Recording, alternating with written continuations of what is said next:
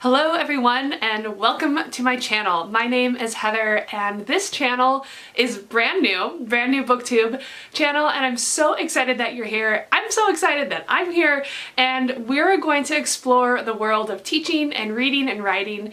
Today's video is just kind of like the intro newbie, what was it called? The intro Booktube Newbie Tag. And I'm excited to share some reading background of mine with you. And actually, literally, but mainly I mean like, why did I start reading? What got me into reading? What is this channel going to be all about? So there are a set of 11 questions that are kind of like the newbie book tag. So I'm going to answer those. I hope you stick around, and thanks for being here. Question number 1 asks, why did I start this channel? I originally started this channel about a year ago, kind of casually, and it was all about gardening and me learning how to garden and learning how to preserve and take care of this land that my grandparents once gardened on. I quickly found, though, that the style of garden vlogs wasn't really conducive or sustainable to the way that I was living my life, and I wanted something more kind of regular and reliable. I was gonna say, my background is in books and writing and teaching, and then those three things are what this channel is gonna be about: books and writing and teaching. And I don't know why I shied away from that at first, maybe because I'm a teacher as a professional, or like that's what I do, that's my profession, and maybe it was like just one more thing of teaching, or just one more thing of like books and literature and stuff, and I love that. So I'm not exactly sure why I didn't start it as that. Maybe I was just trying something new. But I'm a teacher, I'm a reader and a writer. I am really passionate about all of that, and I'm also really knowledgeable about all of that. I've been a lifelong reader, I'll get into more of that. I've been a lifelong writer, and for the past 11 years I've been teaching teenagers the joys of reading and writing and speaking and listening. I became a pretty avid YouTube watcher in the summer of 2019, and I really enjoy quality videos that are put out by people of all areas. So lifestyle, gardening, cooking. I'm kind of new to the Booktube Corner, but I really enjoy that too. So I'm happy to be a part of it, and we're just gonna kick this off and see where it goes. Question number 2 asks, what are some fun and unique things that I can bring to Booktube? Well, as I already mentioned, this channel is going to be not just books, but kind of books with a slant of teaching and writing. Not just like what the book is about, but how it's written and why that matters, or why you should care. So maybe if you're a teacher looking for a way to teach a new book, or to teach an old book a new way, this channel will be helpful for you. If you're a student who needs a little bit of inspiration or explanation on a certain book that hopefully I'll be able to feature for you, you can come here and we can kind of get into the details of it. I love books. I have a lot of book attire. Here's my book attire today, Read Banned Books. And it's not like my entire identity at all, but it's something I'm really passionate about, really experienced about, and really knowledgeable about. So I'm just excited to share that with you. Question 3 asks, what am I most excited about? I'm excited for this new hobby. I'm excited to share and receive recommendations of books and techniques of how to share books with other people, whether that's through Booktube or through teaching, or just casual conversation. I'm excited to be able to share my 11 years of experience teaching with people who might just be starting out, or who might need like a little extra pep in their step to get through whatever next year they're teaching. Yeah, we can just encourage each other that way. Okay, question 4 asks, why do I love reading? I love reading because of the way that it activates my imagination. I love the way that reading helps me to develop empathy for others in situations that are not like mine. And I love the way that I can share that with my students and help them develop empathy for characters, situations that aren't like theirs, and to have new experiences. Like, you can travel in a book. It can take you places you've never been before. And I love that personally, and for me as a reader, but I also really love that for my students too, for the same reason. It's really cool just to be a book curator for teenagers. It's amazing, and for myself, it's really cool to be able to share that with people. It's interesting because I feel like I'm not exactly like a big like book talker. Like in some of my friends can talk about books all the time. Maybe I don't because I do that all the time when I'm at school. But I'm looking forward to this because I think one of the reasons that I don't share about books so much is I'm not only interested in what is the book about, but I'm interested in how is this book written and why does that matter and how does that compare with other books that are of a similar genre or, you know, time period. So sometimes I feel like, I don't know, people aren't interested in that as much. So I'm hoping that here people might be a little more open to that, or they might be looking for it even, and I could help them just with my thoughts that go maybe a little deeper than the plot. One of my students wrote in response to why they loved reading. I think this was maybe 7 years ago, maybe more. They wrote, "I love books." I'm trying to get this right. I think they wrote, "I love books because they're not always true, but they're always real." That stuck with me for a long time, and I think that student is absolutely right. Books aren't always true, and many of the books we're going to look at are fiction, but it doesn't mean that they're not real. It doesn't mean that the experiences in there aren't real. Very cool. I love books for that reason. Okay, moving right along. Number 5, what books or series got me into reading? All right, we're gonna have to go way back here, early 90s. I've been a lifelong reader. I've always loved books. So honestly, we're gonna say the Berenstain Bears. We're gonna say the standalone book called The Night of the Moon Jellies. And I think I have it right here behind me. So, our classic Berenstain Bears. I have so many of these still. It's really delightful to read children's books, just like before bed, or I don't know, if you have like downtime. Yeah, these definitely got me into reading. This is the book I was talking about, The Night of the Moon Jellies. It's this beautiful children's book. I think it might be set in Rhode Island, somewhere back east, and it's this boy and his grandma. They live in this seaside village, and they find a moon jelly. They work at a restaurant. It's really fun. It's like a really busy, bustling restaurant. Let's see. It's a really busy, bustling restaurant. And the boys just kind of caught up in all of it, and they have to keep the moon jelly safe until nighttime when they can go release it off of a friend's boat. And they do, and they have this incredible experience. And so this one, really, I've read this probably a million times, Night of the Moon Jellies. Other books that really got me into reading, again, this is early 90s, it's back in the day, I've been a lifelong reader. Some poetry books one called Beneath a Purple Pelican and Underneath a Blue Umbrella. Those are both, I think, edited by Jack Perletsky.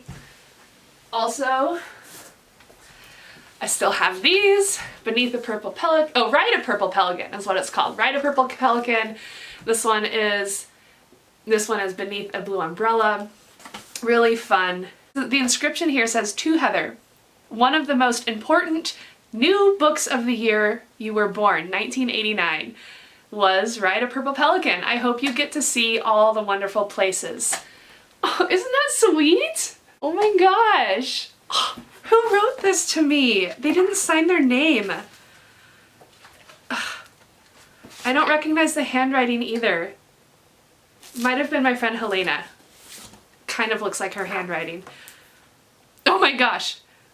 Here's my inscription on this one. To Heather from Kristen. Oh, I bet my cousins sent these to me. Okay, look at this. Other books that I've loved that maybe you've loved too. We get a little older, we've got Calvin and Hobbes. American Girl, of course. I had Addie and I read all of her stuff and really loved the rest of the American Girls. Kind of getting into chapter book phases, I was really interested in Sammy Keyes, that mystery series. So much so that I remember reading it like in a foreign country, and we were trying to track down like the next one, and we just couldn't because there weren't books in English, and I don't know, for some reason that is sticking out to me. And then of course Harry Potter came a little bit later. I mean, not, I'm still a child, but it wasn't the first book that hooked me, but it's definitely one that kept me going. I said recently to my students too that like I grew up having to wait for the Harry Potter books to be released, like they weren't all written already. And I think that more than almost anything I've ever said in the last 11 years of me teaching, A, made me feel old, mature, wise, and B, like was so unbelievable. My students just had no response. They were just like processing that. So yeah, anyway, those are my books. Comment below if you have some childhood books that you love and still have and just have launched you into this wonderful world of reading. Questions for my favorite booktubers. I would ask them, what Harry Potter house are you? That's important information.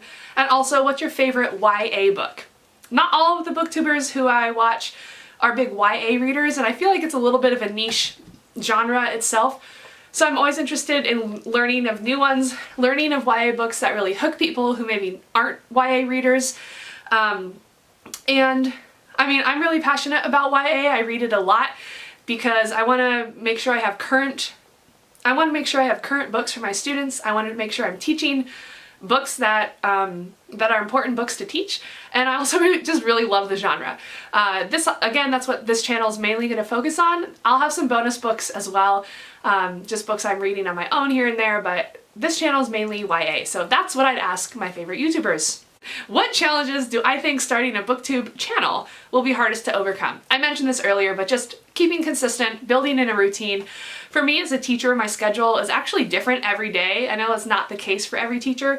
And then really soon here, my schedule is going to be completely different because we're going to have summer break, and then it'll be completely different once school starts. So just finding a routine, that's something I'm striving for in my own life right now anyway, and keeping consistent with uploads. Question 8, when did I start reading? I've already answered that, so my new question for this, and feel free to adapt this, is what am I currently reading? I'm currently reading The Downstairs Girl by Stacey Lee. I saw it floating around actually on Libby, I'll get to that in a second, and it's one that I just for some reason I was like, I feel like I need to read this book. I don't think I can listen to it, and I'm glad that I did because there are certain sections in here that are like newspaper articles or clippings from newspapers, and I like to see that kind of thing. I grabbed this book at Independent Bookstore Day at one of my local used bookstores. Support local books as much as you can. I should have a sweatshirt with that. I grabbed it also because I try to read every month, whatever like the month is honoring. I try to read that genre or that type of writer. So for example, May is this month. May is AAPI month, Asian American and Pacific Islander Heritage Month. So I really try to celebrate that with a new book, and that's what this is for me. I'm gonna have another video reviewing that book. I'm about a little over halfway through with that right now, but that's what I'm currently reading. Where do I read? I read on the couch. I get my blanket, I get all tucked in. I probably have like a little snack, tea, chocolate, or maybe I'm eating breakfast. My dog comes up, lays on me, and that's what we do. What types of books do I like to read? Again, I feel like I've already mentioned this, but YA, this channel is mostly going to be about, and YA stands for young adult. I don't know if I've said that before, so some people don't know. Mainly the distinction between YA and anything else is that the protagonist is a young adult, a teenager. Middle grade reads is like the little bit lower level of reading, so it's maybe not as challenging as YA, but also the protagonist is probably around age 9 to 12. Adult books, the protagonist is almost always an adult. So there you go. That's one of the main distinctions. I also, though, love to read nonfiction. One of my favorite nonfiction authors is Rick Bragg. I don't know if you've ever heard of him. If you haven't, stop what you're doing and go look at him. Okay, go look him up. Here are some books that he's written. Oh my gosh. I didn't realize I had so many books of his. Okay, I would start with Ava's Man. If you have read The Hillbilly Elegy, I mean, I guess that's probably the closest mainstream book that's near what he writes, but this is so much better. He just has this way of writing that is like funny, a little self-deprecating, but like can really like bring it home in a really simple but profound way. His stories take place in the Appalachian or Appalachia region, and like, actually I'll show you in a second, that's like my Appalachia area. And I was first introduced to him through an Iowa Writers Workshop festival in one of the summers a couple summers ago, because I was working on writing my own creative nonfiction and he was one of the guiding examples. So if you're interested in that kind of thing, read that. I also love to read poetry. Here are my top threes: Mary Oliver, Wendell Berry, Naomi Shihab Nye. Go check them out. And I also really like books on writing. So whether that's books to get you prompted to write, either poetry or fiction or nonfiction. Again, my background is really in writing. I majored in English with an emphasis in creative writing and like a concentration in poetry. So really kind of like, I've got the background. I've read a lot of poetry. I've really enjoyed poetry. And now I'm kind of like circling back around to writing a little bit more prose style, first through nonfiction and now even through some fiction, which maybe I'll share about if you're interested. Alright, and lastly, this brings us to what does my collection look like, meaning what's on my bookshelves. I'll show you right now. I just picked up the camera like ready to vlog and then immediately put it back down because I'm using a Canon Rebel, and holding it arm's length out was still way too close. Nobody needs to be that close. So I'm just gonna stand here and like point, and then I'll show you some close-ups. I've got the wide stance so that I'm in the frame. So we'll see if I last this long, but here we go. Okay, top shelf behind me. These are books I haven't read. These include kind of, I have like subgenres in there. This is like educating myself on racist America books. These are random books. Here's Game of Thrones. I'm halfway through that series. I've stopped kind of at the beginning of book 3 a couple of years ago. I will finish it. I don't feel like I have any rush to get through that. Okay, so that's top shelf books I haven't read. Middle shelf here, and also, I guess it's worth noting, all of these books are double stacked, so these shelves are deep enough that I can have books in the front and books in the back. The books in the very back of this shelf right here are classics, books that I've taught and maybe are no longer using, or just like classics that I kept from college or throughout. The front of this is kind of like the YA dystopia, like princess series. I've got The Selection, I've got American Royals, I've got Hunger Games, Divergent, like, and some other just kind of more modern books about YA. And then on this side of the shelf, this is the Appalachia section, so it ranges from October Sky through the Rick Bragg section, through Hillbilly Elegy, What You're Getting Wrong About Appalachia, some of the Foxfire books. I don't know if you're familiar with that, but yeah, oral history recorded. And then this leads into like the gardening, farming section, things by Wendell Berry, essays, letters, that kind of thing. And some books I haven't read that are more like about food and agriculture. In the previous video I went over a couple of those. And then it ends with like the, what is it called? Not Transcendentalists. Who was Ralph Waldo Emerson? Henry David Thoreau. In the back of this shelf, those are my autobiographies. Some that I really enjoyed recently were Niall DeMarco's Deaf Utopia, Alicia Keys's, I forget what it's called, I'll look it up in a second. Pat Summitt, the famous female basketball coach, so I've got those back there. Alright, I'm gonna have to readjust. Okay, I would just like you to know that I am now kneeling on the ground so that you can see the rest of these books. Up here, right like on this shelf, these are my strong women books. So whether that's a great female writer or a strong female lead, or both. Oh, actually, yeah, all of these are female writers, so that's cool. And I think they all have strong female leads, and we love that for us. Names you might recognize are Chimamanda Ngozi Adichie, she wrote Americana, among others. Gail Tsukiyama, you probably recognize The Samurai's Garden, she wrote that. Amy Tan, Tracy Chevalier, Barbara King Soliver. One day I'm going to read all of those books that she wrote, so I'm just collecting them and tell them. My new favorite book. This is a YA. I'll do a video on this. The Firekeeper's Daughter. If you have not yet read this, go get this. Again, this was another good indie bookstore day find in April from my local used bookstore. This is all poetry, double stacked. These are all writing books. So names like Annie Dillard, Anne Lamott. Who else? Lee Gutkin. He's like more of a creative nonfiction kind of guy. And then down below, can we do this? Down there, those are my children's books that I have. I showed you a few of those earlier. Okay. I love this book, The Art of Gathering. If you have not yet read that, that's a nonfiction book by Priya Parker about creating intentional get-togethers. Highly worth the read. I didn't have a great spot for it in any of my other places, so I just thought, I'm going to reread this book soon. Let me put it facing out so I can remember. Oh, here we have the beloved Calvin and Hobbes, moving into graphic novels, moving into American Girl, a few collections of the Kinfolk magazine. These are books about books. Oh, wow. My knees are not what they used to be. This is so fun.